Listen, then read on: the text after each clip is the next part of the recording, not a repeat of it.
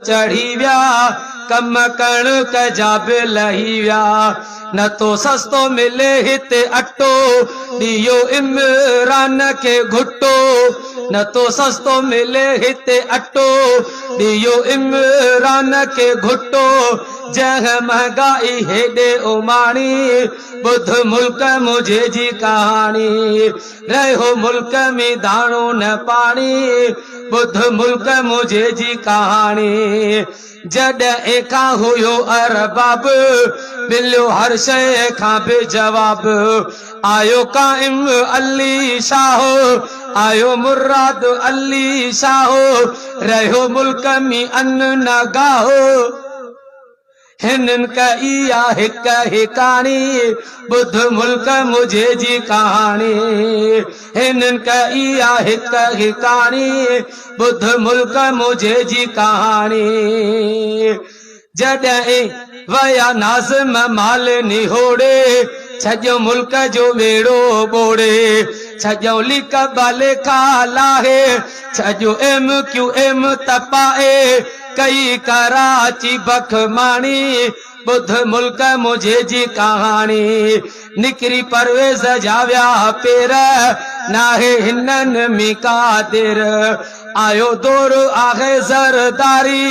जमी तो बहजारी कई मुशरफ या मोकलानी बुध मुल्क मुझे जी कहानी मुल्क मुल्लन भिया मुझायो जिनजो हर कंहिंजो पंहिंजो रायो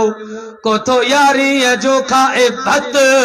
कया सीरा हलवा पिण चट हिनन का इया हिक हिकानी बुध मुल्क मुझे जी कहानी अज फैसलो खान करे तो पति पैसा खीसा भरे तो जेको पैसा सवाया दीदो हक तंजे में फैसलो थींदो वधी खीर जा व्यापारी मुझी तो बहजारे विझी खीर में ॾियनि था पानी बुध मुल्क मुझे जी कहानी रहो मुल्क में दाणो न पानी बुध मुल्क मुझे जी कहानी कम खोरट जो बि लही वियो मिलिया ॾोकड़ जज ठही वियो तपेदारनि छॾियो तपाए न तो मास्तर ॿार पढ़ाए अलाह कहंदे चवंदा 12 महीना कहिड़ो ना हुजे ॿार अचनि न अचनि असांजो पघार खड़ो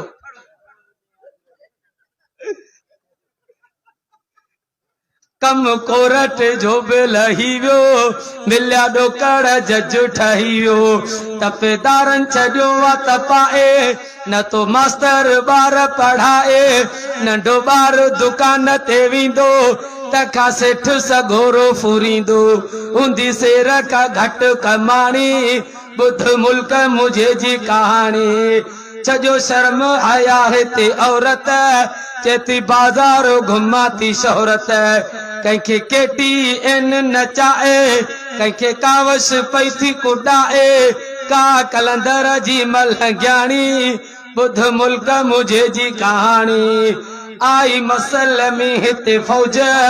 लगी पुलिस जी पिण मौज चवंदा साहब वॾो खाकी वर्दी वारो दई निभागा 50 रुपया ॾेई जान छॾा हू मारे छॾींदई आई मसल में हिते फौज लगी पुलिस जी पिण मौज हिते डॉक्टर जज बटाकू कयो वेठा आहिनि हलाकू हिनन का इया हिक हिकानी बुध मुल्क मुझे जी कहानी थी दर्शन तो दिल खीर थींदई साग खंडई खीर इंदो हाणे इनके लब वंदो बातुल खे पो जुलाब कया शेर जी माथो पुॼाणी बुध मुल्क मुझे जी कहानी।